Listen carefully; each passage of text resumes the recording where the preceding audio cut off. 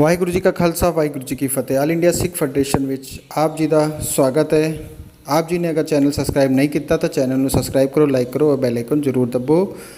ਅੱਜ ਅਸੀਂ 84 ਦੇ ਘੱਲੂਘਾਰੇ ਬਾਰੇ ਜਾਣਾਂਗੇ। ਆਈਏ ਦੇਖੀਏ ਤੇ ਸੁਣੀਏ। ਸੋ ਜਿਹੜੇ ਦਾਸਾ ਭਾਵ ਵਿੱਚ ਆ ਗਏ, ਗੁਰਾਂ ਦੀ ਸ਼ਰਨ ਆ ਕੇ ਨਾਮ ਦਾ ਜਿਨ੍ਹਾਂ ਅਭਿਆਸ ਕੀਤਾ, ਗੁਰਾਂ ਤੋਂ ਉਪਦੇਸ਼ ਲੈ ਕੇ, ਮਹਾਰਾਜ ਕਹਿੰਦੇ ਵੀ ਕੋਈ ਵੀ ਭੀੜ ਉਹਨਾਂ ਦਾਸਾਂ ਦੇ ਜੀਵਨ ਵਿੱਚ ਹੈ।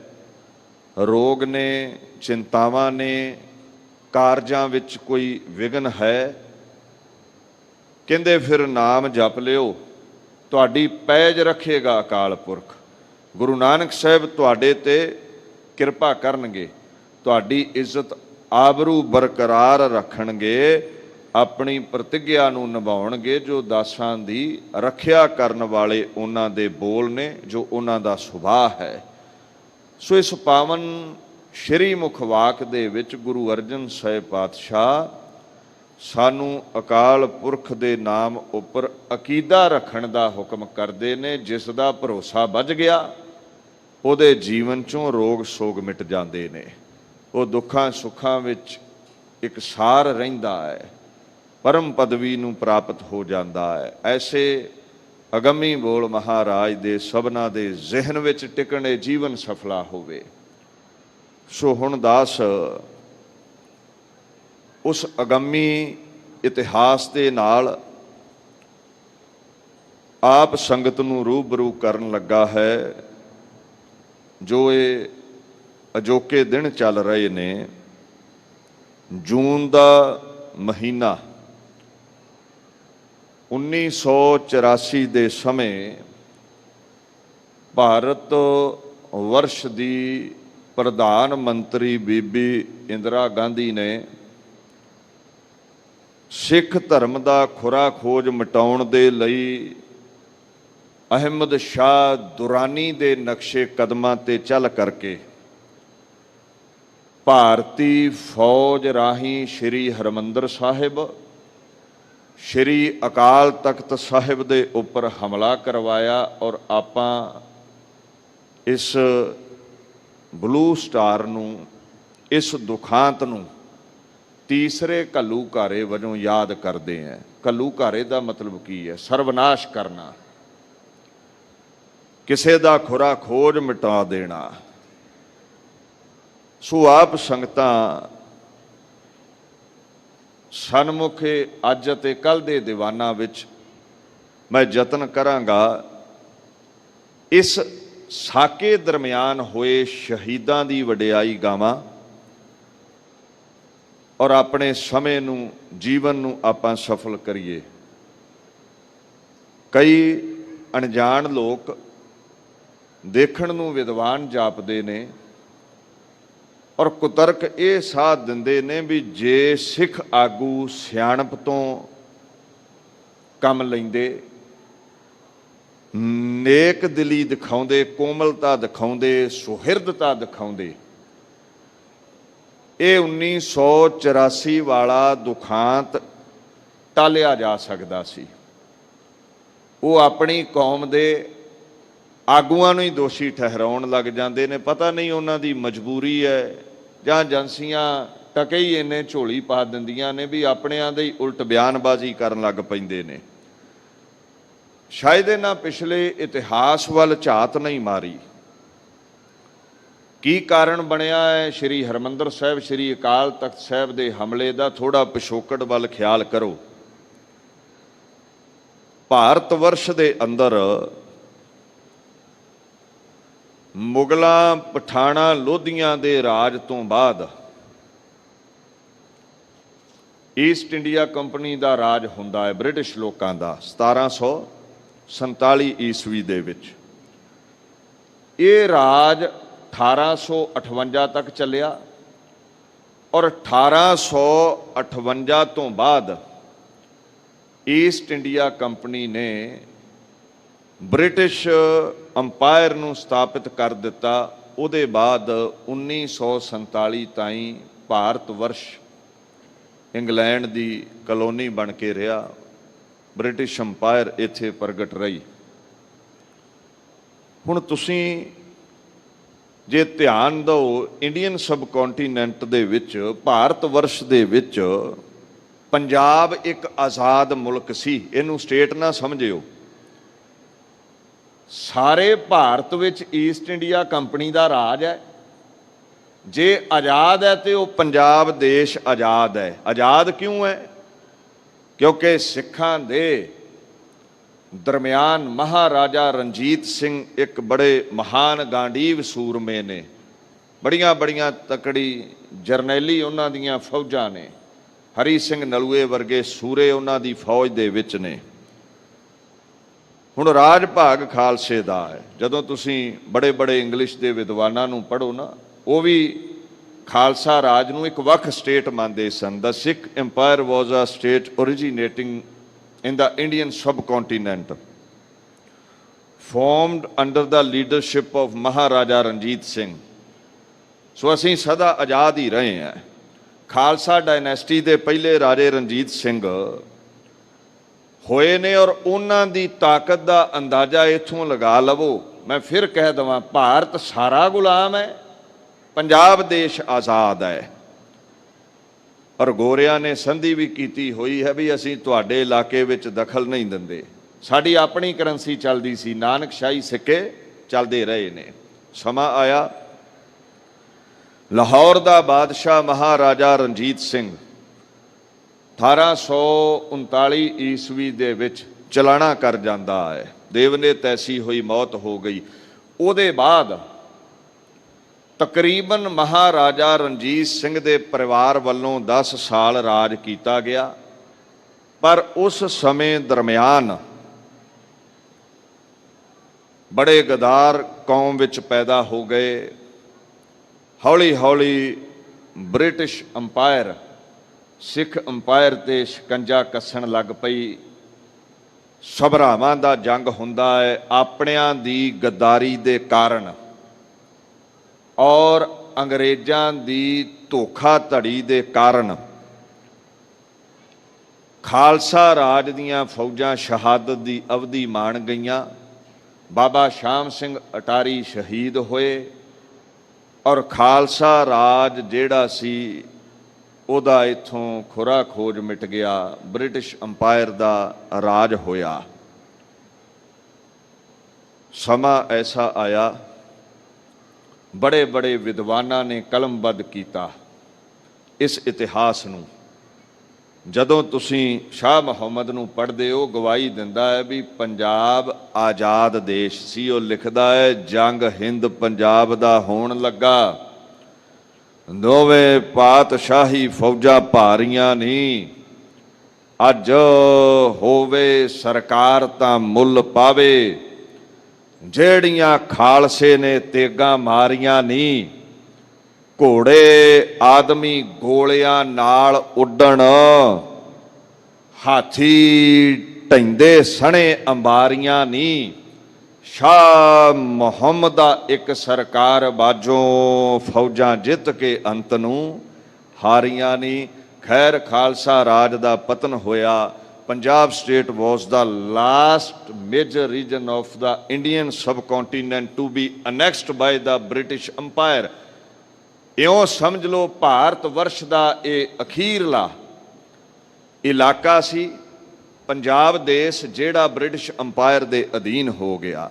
ਤਾਂ ਹੀ ਅਸੀਂ ਰੋਜ਼ ਪੜ੍ਹਦੇ ਹਾਂ, ਰਾਜ ਕਰੇਗਾ ਖਾਲਸਾ ਕੀ ਰਹੇ ਨਾ ਕੋਏ। ਰਾਜਿਆਂ ਦੇ ਹੀ ਐਸੇ ਅਗੰਮੀ ਬੋਲ ਹੁੰਦੇ ਨੇ, ਪੋਜ਼ਿਟਿਵਿਟੀ ਵਾਲੇ। ਗੁਲਾਮ ਨਹੀਂ ਕਦੇ ਇਹੋ ਜਿਹੇ ਦੋਹਰੇ ਪੜ੍ਹਦੇ ਹੁੰਦੇ। ਸੋ ਕਦੇ ਭੁਲੇਖੇ 'ਚ ਨਾ ਰਿਓ ਵੀ ਇਹ ਵਾਧੂ ਦੀਆਂ ਬਾਤਾਂ ਨੇ। ਖਾਲਸੇ ਦਾ ਰਾਜ ਨਹੀਂ ਰਿਹਾ, ਬੜਾ ਪ੍ਰਚੰਡ ਰਾਜ ਰਿਹਾ। ਐਸਾ ਰਾਜ ਕੋਈ ਨਹੀਂ ਭਾਰਤ ਵਰਸ਼ ਅੰਦਰ ਕਮਾ ਸਕਿਆ। ਸਮਾਂ ਆਇਆ, ਬ੍ਰਿਟਿਸ਼ ਲੋਕਾਂ ਦੇ ਜ਼ੁਲਮ ਨੇ ਜਦੋਂ ਲਤਾੜਨਾ ਸ਼ੁਰੂ ਕੀਤਾ ਭਾਰਤ ਵਾਸੀਆਂ ਨੂੰ, ਬਗਾਵਤ ਸ਼ੁਰੂ ਹੋਈ ਹੈ। ਸਿੱਖ ਹਿੰਦੂ ਮੁਸਲਮਾਨਾਂ ਨੇ ਭਾਰਤ ਨੂੰ ਆਜ਼ਾਦ ਕਰਵਾਉਣ ਲਈ ਕੁਰਬਾਨੀਆਂ ਦਿੱਤੀਆਂ। ਜਦੋਂ ਕੁਰਬਾਨੀਆਂ ਵੱਲ ਝਾਤ ਮਾਰਦੇ ਹੋ ਤੇ ਤਕਰੀਬਨ 121 ਫਾਂਸੀਆਂ ਹੋਈਆਂ ਨੇ ਭਾਰਤ ਦੀ ਆਜ਼ਾਦੀ ਲਈ, ਜਿਹਦੇ ਚੋਂ 93 ਸਾਡੇ ਸਿੱਖ ਸਨ। 2626 ਬੰਦਿਆਂ ਨੂੰ ਉਮਰ ਕੈਦ ਹੋਈ ਹੈ, ਜਿਹਦੇ ਚੋਂ 2147 ਸਿੱਖ ਸਨ। ਜਦੋਂ ਜਲਿਆਂਵਾਲੇ ਬਾਗ ਜਰਨਲ ਡਾਇਰ ਦੇ ਹੁਕਮ ਵਿੱਚ ਗੋਲੀ ਚੱਲਦੀ ਹੈ, 1300 ਦੇਸ਼ ਦੀ ਖਾਤਰ ਪਿਆਰੇ ਸ਼ਹੀਦ ਹੋਏ ਨੇ, ਜਿਨ੍ਹਾਂ ਦੇ ਵਿੱਚੋਂ 799 ਸਿੱਖ ਸਨ। ਜੇ ਸ਼ਹੀਦੀਆਂ ਬਾਬਤ ਜਾਣੋ ਜਾਂ ਜੇਲ੍ਹਾਂ ਵਿੱਚ ਡੱਕੇ ਹੋਏ ਕੈਦੀਆਂ ਬਾਬਤ ਜਾਣੋ ਤੇ ਸਮਝ ਪਵੇਗੀ ਆਬਾਦੀ ਚਾਹੇ ਸਾਡੀ 1.5-2% ਦੀ ਸੀ, ਪਰ ਕੁਰਬਾਨੀਆਂ ਸਿੱਖ ਧਰਮ ਨੇ 90% ਕੀਤੀਆਂ ਭਾਰਤ ਨੂੰ ਆਜ਼ਾਦ ਕਰਵਾਉਣ ਦੇ ਲਈ। ਗੋਰੇ ਭਾਰਤ ਛੱਡਣ ਲੱਗੇ ਨੇ। ਸਰਦਾਰ ਕਪੂਰ ਸਿੰਘ IAS ਸਨ, ਸਾਰੇ ਤੁਸੀਂ ਵਾਕਿਫ ਹੋ। ਉਹ ਜ਼ਿਕਰ ਕਰਦੇ ਨੇ ਵੀ ਬ੍ਰਿਟਿਸ਼ ਸਾਮਰਾਜ ਜਦੋਂ ਭਾਰਤ ਨੂੰ ਛੱਡਣ ਲੱਗਾ ਹੈ ਤਾਂ ਉਹਨਾਂ ਭਾਰਤ ਦੇ ਰਾਜਸੀ ਹੱਕ ਬਾਬਤ 3 ਪ੍ਰਜਾਤੀਆਂ ਨੂੰ ਗਿਣਿਆ ਹੈ, ਜੋ ਕਮਿਊਨਲ ਅਵਾਰਡ ਦੇ ਵਿੱਚ ਲਿਖਿਆ ਗਿਆ ਹੈ। ਤਸਲੀਮ ਕੀਤੀਆਂ 3 ਪ੍ਰਜਾਤੀਆਂ ਵੀ ਭਾਰਤ ਵਰਸ਼ ਦੇ ਅਸਲ ਮਾਲਕ ਪ੍ਰਭੂ ਸੱਤਾ ਮੰਨਣ ਵਾਲੇ ਸਿੱਖ, ਹਿੰਦੂ ਤੇ ਮੁਸਲਮਾਨ ਨੇ, ਕਿਉਂਕਿ ਇਹ ਤਿੰਨੇ ਇੱਥੇ ਪ੍ਰਫੁੱਲਤ ਹੋਏ ਨੇ। ਖੈਰ, ਗੱਲ ਇਹ ਉੱਠੀ ਵੀ ਦੇਸ਼ ਦੇ 3 ਹਿੱਸੇ ਕੀਤੇ ਜਾਣਗੇ। ਮੁਹੰਮਦ ਅਲੀ ਜਿੰਨਾ ਬ੍ਰਿਟਿਸ਼ ਹੁਕਮਰਾਨਾਂ ਦੇ ਸਾਹਮਣੇ ਇਹ ਬਾਤ ਪਾਉਂਦਾ ਹੈ ਵੀ ਅਸੀਂ ਹਿੰਦੂਆਂ ਨਾਲੋਂ ਵੱਖ ਹੋਣਾ ਹੈ, ਸਾਨੂੰ ਖਤਰਾ ਹੈ, ਹਿੰਦੂ ਮਤ ਮੁਸਲਮਾਨਾਂ ਨੂੰ ਆਪਣੇ ਵਿੱਚ ਜਜ਼ਬ ਕਰ ਲਵੇਗਾ, ਤੋ ਸਾਨੂੰ ਚਾਹੇ ਛੋਟਾ ਆਲਣਾ ਹੀ ਦੇ ਦਿਓ, ਭਾਵੇਂ ਅੱਧੀ ਬੁਰਕੀ ਮਿਲ ਜਾਵੇ, ਗੁਲਾਮੀ ਦੇ 36 ਪ੍ਰਕਾਰ ਦੇ ਪਦਾਰਥ ਖਾਣ ਨਾਲੋਂ ਉਹ ਵੀ ਚੰਗੀ ਹੈ। ਸੋ ਪਾਕਿਸਤਾਨ ਹੋਂਦ ਵਿੱਚ ਆਇਆ। ਜਦੋਂ ਸਿੱਖਾਂ ਨੂੰ ਪੁੱਛਿਆ ਗਿਆ, ਸਾਡੀ ਲੀਡਰਸ਼ਿਪ ਨੂੰ ਪੁੱਛਿਆ ਗਿਆ ਬ੍ਰਿਟਿਸ਼ ਆਗੂਆਂ ਵੱਲੋਂ ਵੀ ਤੁਸੀਂ ਸਿੱਖ ਹੋਮਲੈਂਡ ਵੱਖਰਾ ਲੈ ਲਓ, ਕਿਉਂਕਿ ਬ੍ਰਿਟਿਸ਼ ਰਾਜ ਦੇ ਸਮੇਂ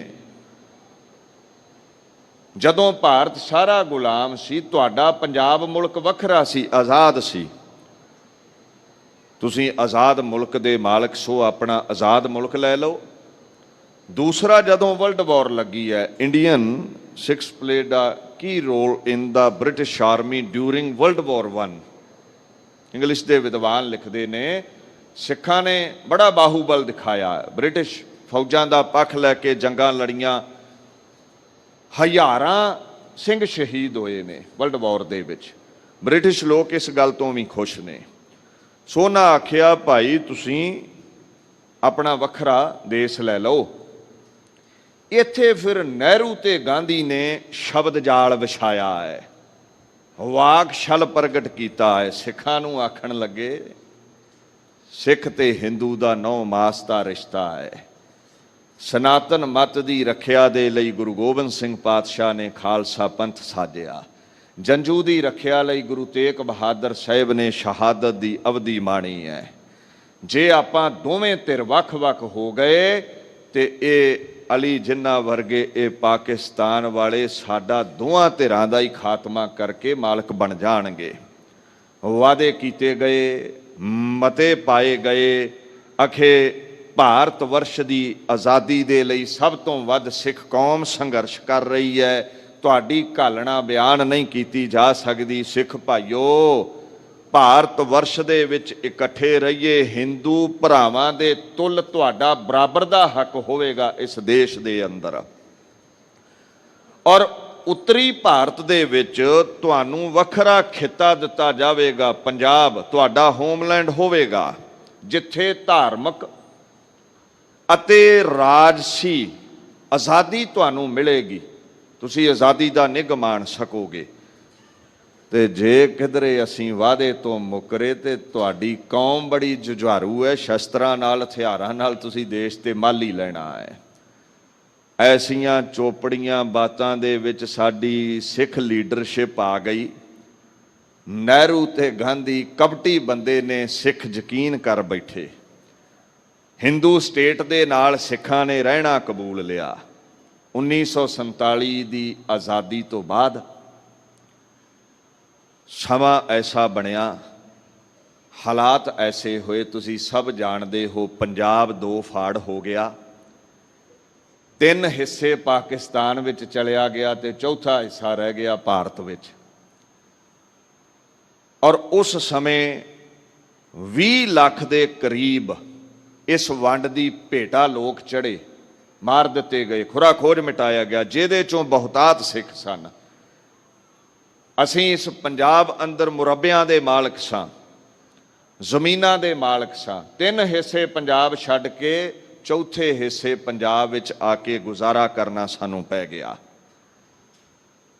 ਸਾਡਾ ਦੇਸ਼ ਵੀ ਦੋ ਫੜ ਹੋਇਆ, ਸਾਡੇ ਪੀੜ੍ਹੀ ਦੇ ਕਈ ਲੋਕ ਮਿਟ ਗਏ, ਕਈ ਪੀੜ੍ਹੀਆਂ ਹੀ ਮਿਟ ਗਈਆਂ। 3 ਪੀੜ੍ਹੀਆਂ ਦਾ ਕਾਣ ਹੋ ਗਿਆ, ਬਜ਼ੁਰਗ ਗਏ, ਜਵਾਨੀ ਗਈ, ਬੱਚੇ ਗਏ। ਦੇਸ਼ ਦੇ ਆਜ਼ਾਦ ਹੋਣ ਤੋਂ ਥੋੜਾ ਸਮਾਂ ਬਾਅਦ ਹੀ 1950 ਦੇ ਵਿੱਚ ਇੱਕ ਸਰਕੂਲਰ ਲਾਗੂ ਹੁੰਦਾ ਹੈ। ਸਰਦਾਰ ਕਪੂਰ ਸਿੰਘ ਲਿਖਦੇ ਨੇ, ਉਹਦੇ ਵਿੱਚ ਲਿਖਿਆ ਗਿਆ ਹੈ ਭਾਰਤ ਵਰਸ਼ ਦੀ ਹਕੂਮਤ ਵੱਲੋਂ ਵੀ ਸਿੱਖ ਜਰਾਇਮ ਪੇਸ਼ਾ ਕੌਮ ਹੈ, ਕ੍ਰਿਮੀਨਲ ਪ੍ਰੋਫੈਸ਼ਨ, ਕ੍ਰਿਮੀਨਲ ਮਾਈਂਡਡ। ਇਹ ਲੋਕ ਦੰਗਾ ਫਸਾਦੀ ਨੇ, ਇਹਨਾਂ ਦਾ ਵਿਸ਼ੇਸ਼ ਖਿਆਲ ਰੱਖਿਆ ਜਾਵੇ। ਤੋ ਹੁਣ ਸਾਡੇ IAS ਆਫੀਸਰ ਸਨ, ਜਦੋਂ ਇਹ ਹੁਕਮ ਲਾਗੂ ਹੋਇਆ ਸਰਕਾਰ ਵੱਲੋਂ, ਉਹਨਾਂ ਪੜ੍ਹਿਆ ਤਾਂ ਉਹਨਾਂ ਨੂੰ ਬੜੀ ਮੁਸ਼ਕਲ ਆਈ ਵੀ ਸਾਡੇ ਨਾਲ ਤੇ ਧੋਖਾ ਹੋ ਗਿਆ ਹੈ, ਸਾਨੂੰ ਤੇ ਭਾਰਤ ਦੇ ਬਰਾਬਰ ਹਿੱਸੇਦਾਰ ਸਮਝਿਆ ਗਿਆ ਸੀ, ਵਾਅਦੇ ਕੀਤੇ ਗਏ ਸਨ, ਅਸੀਂ ਅੱਧੇ ਮਾਲਕ ਹਾਂ ਹਿੰਦੂਆਂ ਦੇ ਨਾਲ ਭਾਰਤ ਦੇ, ਪਰ ਸਾਨੂੰ ਤੇ ਦੰਗੇ ਫਸਾਦੀ ਕਹਿ ਕੇ ਹੁਣ ਦਬਾਇਆ ਜਾਵੇਗਾ। ਡੈਮੋਕ੍ਰੇਸੀ ਹੈ, ਸਿਰਾਂ ਦਾ ਮੁੱਲ ਪੈ ਰਿਹਾ ਹੈ, ਸਾਡੀ ਗਿਣਤੀ ਥੋੜ੍ਹੀ ਹੈ। IAS ਸਰਦਾਰ ਕਪੂਰ ਸਿੰਘ ਹੁਣਾਂ ਅਸਤੀਫਾ ਦੇ ਦਿੱਤਾ ਸੀ, ਤੰਗ ਵੀ ਉਹਨਾਂ ਨੂੰ ਬਹੁਤ ਕੀਤਾ ਗਿਆ। ਖੈਰ ਥੋੜਾ ਸਮਾਂ ਹੋਰ ਲੰਘਿਆ, ਹੁਣ ਸੂਬਿਆਂ ਦੀ ਵੰਡ ਬੋਲੀ ਤੇ ਆਧਾਰਿਤ ਹੋਣ ਲੱਗੀ। ਜਿਹੜੇ ਮਰਾਠੀ ਬੋਲਦੇ ਨੇ ਮਹਾਰਾਸ਼ਟਰ, ਉਹਨਾਂ ਨੂੰ ਮਿਲ ਗਿਆ। ਉੜੀਆ ਬੋਲਦੇ ਨੇ ਉੜੀਸਾ ਮਿਲ ਗਿਆ, ਤਾਮਿਲ ਬੋਲਦੇ ਨੇ ਤਾਮਿਲਨਾਡੂ ਮਿਲ ਗਿਆ, ਗੁਜਰਾਤੀਆਂ ਨੂੰ ਗੁਜਰਾਤ ਮਿਲ ਗਿਆ। ਅਸੀਂ ਆਜ਼ਾਦ ਪੰਜਾਬ ਦੇਸ਼ ਦੇ ਮਾਲਕ ਜੋ ਰਹੇ ਸਾਂ, ਅਸੀਂ ਵੀ ਮੰਗ ਉਠਾਈ ਵੀ ਸਾਨੂੰ ਪੰਜਾਬੀ ਸੂਬਾ ਦਿਓ ਜੋ ਸਾਡਾ ਸੀ, ਪੰਜਾਬੀ ਬੋਲਦੇ ਇਲਾਕੇ ਦਿਓ।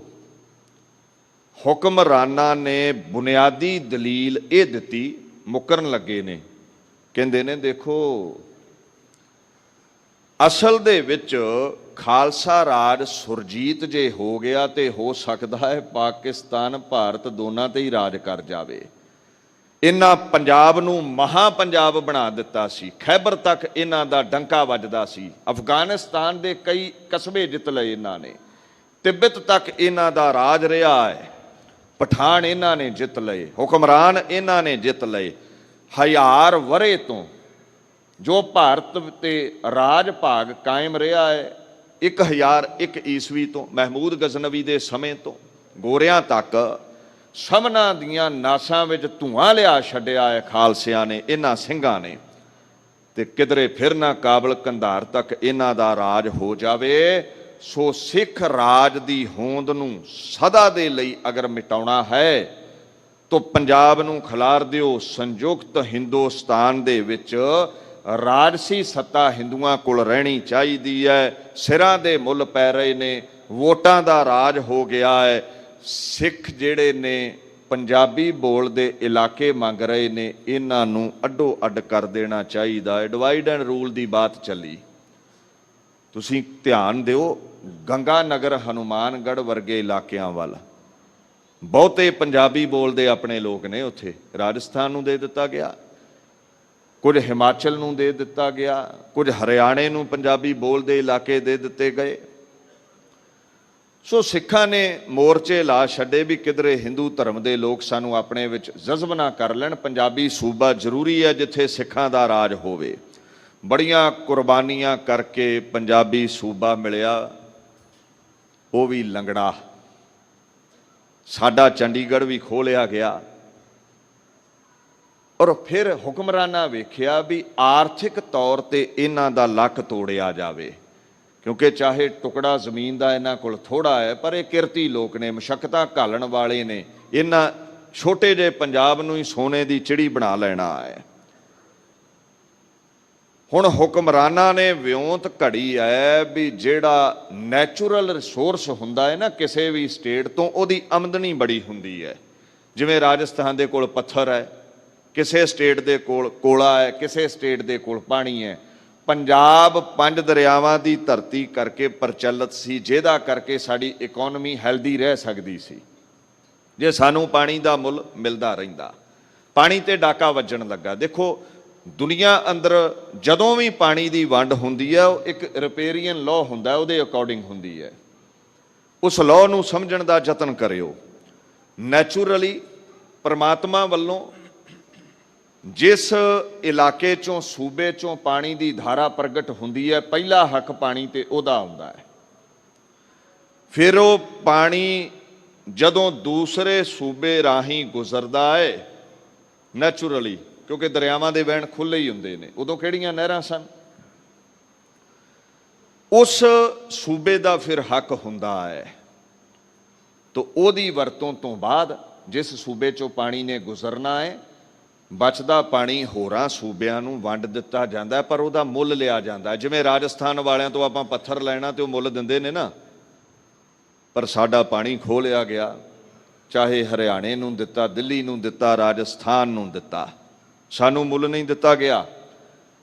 ਜੇ ਅੱਜ ਪਾਣੀ ਦਾ ਤੁਸੀਂ ਮੁੱਲ ਵੇਖੋ ਤੇ ਮਿਲੀਅਨਸ ਆਫ ਡਾਲਰ, ਕਰੋੜਾਂ ਅਰਬਾਂ ਖਰਬਾਂ ਰੁਪਈਆ ਬਣਦਾ ਹੈ ਇੱਕ ਮਹੀਨੇ ਦਾ। ਸ਼ਾਇਦ ਸਾਨੂੰ ਪਾਣੀ ਦਾ ਮੁੱਲ ਜਦੋਂ ਤੋਂ ਇਹ ਲੁੱਟ ਹੋ ਰਹੀ ਹੈ ਮਿਲਦਾ ਰਹਿੰਦਾ ਤੇ ਸਾਡੇ ਬੱਚਿਆਂ ਨੂੰ ਕੈਨੇਡਾ, ਅਮਰੀਕਾ, ਵੈਸਟਰਨ ਕੰਟਰੀਜ਼ ਦੇ ਵਿੱਚ ਜਾ ਕੇ ਦਿਹਾੜੀ ਨਾ ਕਰਨੀ ਪੈਂਦੀ, ਅਸੀਂ ਇੱਥੇ ਹੀ ਕਰੋੜਾਂਪਤੀ ਹੁੰਦੇ। ਪਰ ਧੱਕੋ ਜ਼ੋਰੀ ਚੱਲਦੀ ਰਹੀ ਸਿੱਖਾਂ ਦੇ ਨਾਲ। ਅਮੀਰ ਦੇਸ਼ ਪੰਜਾਬ ਇਹਨਾਂ ਲੱਕੋਂ ਤੋੜ ਸੁੱਟਿਆ, ਆਰਥਿਕ ਹਾਲਤ ਮੰਦੀ ਕਰ ਦਿੱਤੀ ਗਈ। ਇੱਦਾਂ ਵਧੀਕੀਆਂ ਦਾ ਦੌਰ ਸਾਡੇ ਨਾਲ ਚੱਲਦਾ ਰਿਹਾ। ਵੈਸੇ ਪਰਾਇਆ ਹੱਕ ਖਾਣਾ ਜਿਹੜਾ ਹੈ ਨਾ, ਇਹਦੇ ਨਾਲੋਂ ਵੱਡਾ ਕੋਈ ਦੁਨੀਆ ਤੇ ਪਾਪ ਨਹੀਂ। ਕਦੇ ਬਾਣੀ ਪੜ੍ਹਿਓ, ਹੱਕ ਪਰਾਇਆ ਨਾਨਕਾ, ਉਸ ਸੂਰ ਉਸ ਗਾਏ, ਗੁਰਪੀਰ ਹਾਮਾ ਤਾਂ ਭਰੈ ਜਾਂ ਮੁਰਦਾਰ ਨਾ ਖਾਏ। ਮਹਾਰਾਜ ਕਹਿੰਦੇ ਨੇ ਜਿਵੇਂ ਮੁਸਲਮਾਨ ਲੋਕ ਸੂਰ ਖਾਣ ਨੂੰ ਗੁਨਾਹ ਸਮਝਦੇ ਨੇ, ਹਿੰਦੂ ਲੋਕ ਗਊ ਖਾਣ ਨੂੰ ਪਾਪ ਸਮਝਦੇ ਨੇ, ਇੱਦਾਂ ਹੀ ਬਗਾਨਾ ਹੱਕ ਖਾਣਾ ਸਭ ਤੋਂ ਵੱਡਾ ਪਾਪ ਹੈ। ਬਗਾਨਾ ਹੱਕ ਖਾਣ ਵਾਲਾ ਜਿੰਨੇ ਚਾਹੇ ਧਰਮ ਕਰਮ ਪਖੰਡ ਕਰ ਲਵੇ, ਉਹਦਾ ਪੀਰ ਉਹਦੀ ਦਰਗਾਹ ਵਿੱਚ ਹਾਮੀ ਨਹੀਂ ਭਰੇਗਾ, ਉਸ ਦੋਸ਼ੀ ਨੂੰ ਸਜ਼ਾ ਮਿਲਦੀ ਹੀ ਮਿਲਦੀ ਹੈ। ਖੈਰ ਸਾਡਾ ਹੱਕ ਮਾਰਿਆ ਗਿਆ। ਸਿੱਖ ਪੰਥ ਰਾਜਸੀ ਅਤੇ ਧਾਰਮਿਕ ਹੱਕਾਂ ਲਈ ਸੰਘਰਸ਼ ਕਰ ਰਿਹਾ ਸੀ। ਸਮੇਂ ਦੀ ਪ੍ਰਧਾਨ ਮੰਤਰੀ ਇੰਦਰਾ ਗਾਂਧੀ ਆਈ। ਦੇਖੋ ਇਲੈਕਸ਼ਨ ਜਿੱਤਦੀ ਹੈ ਉਹ, ਪਰ ਇਲੈਕਸ਼ਨ ਦੇ ਵਿੱਚ ਹੇਰਾ ਫੇਰੀ ਹੋਈ ਸੀ। ਆਪੋਜੀਸ਼ਨ ਨੇ ਕੇਸ ਕਰ ਦਿੱਤਾ, ਕੇਸ ਚੱਲੇ, ਹਾਰਨ ਕਿਨਾਰੇ ਇੰਦਰਾ ਗਾਂਧੀ ਪਹੁੰਚ ਗਈ ਹੈ। ਹੁਣ ਜਦੋਂ ਹਾਰ ਨਿਸ਼ਚਿਤ ਹੈ, ਰਾਜ ਭਾਗ ਖੁੱਸਣਾ ਸੀ, ਕੁਰਸੀ ਜਾਂਦੀ ਲੱਗੀ ਬੀਬੀ ਇੰਦਰਾ ਗਾਂਧੀ ਨੂੰ, ਉਹਨੇ ਆਪੋਜੀਸ਼ਨ ਨੂੰ, ਵਿਪਕਸ਼ ਨੂੰ ਦਬਾਉਣ ਦੇ ਲਈ ਅਚਾਨਕ ਹੀ ਮਾਹੌਲ ਖਰਾਬ ਦੱਸ ਕੇ, ਇੰਟਰਨਲ ਡਿਸਟਰਬੈਂਸ ਦੱਸ ਕੇ ਵੀ ਦੇਸ਼ ਦੇ ਅੰਦਰ ਹਾਲਾਤ ਚੰਗੇ ਨਹੀਂ, ਰਾਸ਼ਟਰਪਤੀ ਕੋਲੋਂ ਧੱਕੇ ਨਾਲ ਦਸਤਖਤ ਕਰਵਾ ਕਰਕੇ 25 ਜੂਨ 1975 ਨੂੰ ਐਮਰਜੈਂਸੀ ਲਾ ਦਿੱਤੀ। ਬਹੁਤੇ ਲੀਡਰ ਵਿਪਕਸ਼ ਕੇ ਚੁੱਕ ਕੇ ਜੇਲ੍ਹਾਂ ਵਿੱਚ ਸੁੱਟ ਦਿੱਤੇ। ਕੋਈ ਅਪੀਲ ਦਲੀਲ ਨਹੀਂ ਸੁਣਦਾ, ਅਖਬਾਰਾਂ ਤੇ ਮੀਡੀਏ ਤੇ ਸੈਂਸਰ ਲਾਗੂ ਹੋ ਗਿਆ, ਪੱਤਰਕਾਰ ਗ੍ਰਿਫਤਾਰ ਕੀਤੇ ਜਾਣ ਲੱਗੇ। 4 ਬੰਦੇ ਕਿਧਰੇ ਇਕੱਠੇ ਹੋ ਕੇ ਬਾਤ ਨਹੀਂ ਸੀ ਪਾ ਸਕਦੇ। ਇਹ 21 ਮਹੀਨੇ ਐਮਰਜੈਂਸੀ ਚੱਲੀ ਸੀ। ਤਕਰੀਬਨ 11 ਲੱਖ ਦੇ ਕਰੀਬ ਬੰਦੇ ਨੂੰ ਉਸ ਸਮੇਂ ਜੇਲ੍ਹ ਜਾਣਾ ਪਿਆ। ਖੈਰ ਕੋਈ ਡਰਦਾ ਬਾਤ ਨਹੀਂ ਸੀ ਪਾਉਂਦਾ। ਇਸ ਧੱਕੋ ਜ਼ੋਰੀ ਦੇ ਖਿਲਾਫ ਸਿੱਖ ਉੱਠੇ ਨੇ, ਕੁਝ ਬੰਗਾਲੀ ਵੀ ਉੱਠੇ ਸਨ। ਉਸ ਸਮੇਂ ਦਮਦਮੀ ਟਕਸਾਲ ਦੇ ਮੁਖੀ ਸੀ ਸੰਤ ਗਿਆਨੀ ਕਰਤਾਰ ਸਿੰਘ ਖਾਲਸਾ ਭਿੰਡਰਾਂ ਵਾਲੇ। ਉਹ ਹਰਿਮੰਦਰ ਸਾਹਿਬ ਆਏ। ਇੱਥੇ ਸੰਤ ਹਰਚੰਦ ਸਿੰਘ ਲੌਂਗੋਵਾਲ ਉਹਨਾਂ ਨੂੰ ਮਿਲਦੇ ਨੇ। ਸੰਤ ਲੌਂਗੋਵਾਲ ਹੋਣਾ ਦਾ ਚਿਹਰਾ ਲੱਥਾ ਸੀ। ਸੰਤ ਭਿੰਡਰਾਂ ਵਾਲਿਆਂ ਨੇ ਪੁੱਛਿਆ, ਸੰਤ ਜੀ ਕੀ ਕਾਰਨ ਹੈ? ਚਿਹਰੇ ਦੇ ਉੱਤੇ ਦੁੱਖ ਤਕਲੀਫ ਜਾਪਦੀ ਹੈ, ਬੜਾ ਸ਼ਿਕਨ ਜਾਪਦਾ ਹੈ। तो संत लौंगोवाल आखण लगे, देखो जी एमरजेंसी है, सानू हकी मंगण का भी हक नहीं रहा, गिरफ्तारियां का दौर आपां चलाया होया, आवाज़ उठाई हुई है, पर खुशी नाल कोई गिरफ्तारी नहीं देनी चाहुंदा। और उधरों दसंबर दे विच दीन दुनिया के मालक श्री गुरु तेग बहादुर साहब सच्चे पातशाह का 300 साला शहीदी दिहाड़ा आ रहा है 1975 दे विच ही। तो असी सिੱਖੀ ਨੂੰ प्रफुल्लित करने ਦੇ ਲਈ ਸਮਾਗਮ करने ने, एमरजेंसी है, मजबूरी है, कुछ नहीं कर पा रहे। संत करतार सिंह हुणा ने आख्या सी, संत लौंगोवाल जी हौसला ना हारो, गुरु गोबिंद सिंह पातशाह की किरपा होवेगी, संगतां दे जथे लामबद्ध कीते जाणगे, सिੱਖੀ भी प्रफुल्लित रहेगी ते जेलां भी भर दित्तियां जाणगियां। सो मानवता दा काण हुंदा वेख के संतां ने फिर श्रोमणी गुरुद्वारा प्रबंधक कमेटी, श्रोमणी अकाली दल, सिख संप्रदावां संगतां दा साथ लै करके प्रचार प्रसार आरंभ किया। 37 दे करीब नगर कीर्तन जलूस उदों कढ़े, लखां दी गिणती विच संगतां इकट्ठियां कर करके, जदों 4 बंदे नहीं सी इंदिरा दे हुक्म करके एमरजेंसी विच इकट्ठे हो सकते, और एक नारा बुलंद किया, मेरा सिर जावे तां जावे, मेरा सिੱਖੀ सिदक ना जावे। इस नारे ने रूह फूंक दी सिख कौम के अंदर। इंदिरा गांधी का सत्ता का कोई खालसियां नूं डर ना रहा। वेखो बाणी का फरमान है, जिस प्रभ अपना कृपा करै, सो सेवक कहो किसते डरै। जिहदे ते गुरु नानक की कृपा है, अकाल पुरख की कृपा है, उहदी खलड़ी विच डर नहीं रहिंदा, ना इंदिरा दा ते ना परतख काल दा ही डर रहिंदा है। सिੱਖੀ बुलंद होण लगी। बड़ी निडर हस्ती सी संतां दी। उसे ही साल 1975 विच जदों 22 दसंबर वाले दिन दिल्ली दे विच लखां दा इकट्ठ होया, श्री गुरु तेग बहादुर साहिब दा अगम्मी दिवस मनाया जाण लगा। इंदिरा गांधी लाम लश्कर लैके सिर झुकाउण पहुंची है। संत करतार सिंह गुरु की हजूरी विच ताबिया विच बैठे सन। जदों दिल्ली का तख्त आके निव्या, इंदिरा गांधी नूं समा मिलिया, उन्हें गलूए चों बोल कढ़े, जिस दिल्ली तख्त ने कदे श्री गुरु तेग बहादुर साहिब जी दी मौत का फरमान जारी किया, गुरां नूं शहीद किया, अज वो दिल्ली तख्त गुरां दा एहसान उतारन दे लई, क्योंकि उन्हां तिलक जंजू नूं सनातन मत नूं रखिया है, सिर झुकाउण इत्थे पहुंचिया है। संत करतार सिंह हुणां नूं बोलण दा समा मिलिया। कहंदे, बीबी इंदिरा गांधी एक गल सुन के जाई, श्री गुरु तेग बहादुर साहिब जी ने सीस दिता, तिलक जंजू दी रखिया होई, जे किधरे वो सीस ना दिंदे ते अज तू माई साड़ी पा के ना आउंदी, इस समागम विच बुरका पा के आउंदी।